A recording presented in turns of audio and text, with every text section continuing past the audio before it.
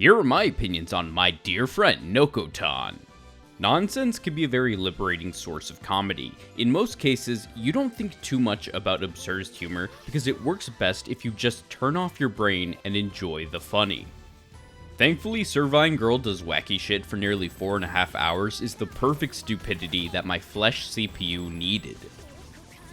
But Nokotan isn't the only goat in the Deer Club, as Bashime probably stands out the most aside from the titular character, with her constant rice obsession not only being wholesome, but kind of relatable because while the rest of the cast is doing things like playing the weirdest game of life ever, she's making mochi.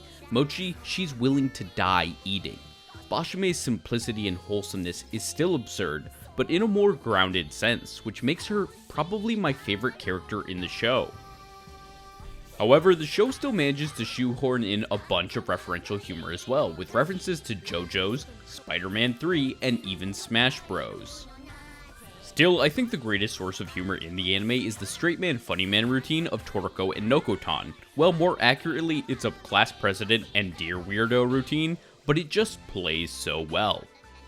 With Nokotan doing something wild and Toriko reasonably freaking out. This I think is really well played out in the sports festival episode, although the New Year's Shrine episode is also really great, or even the bit they do with the Flower Arrangement Club.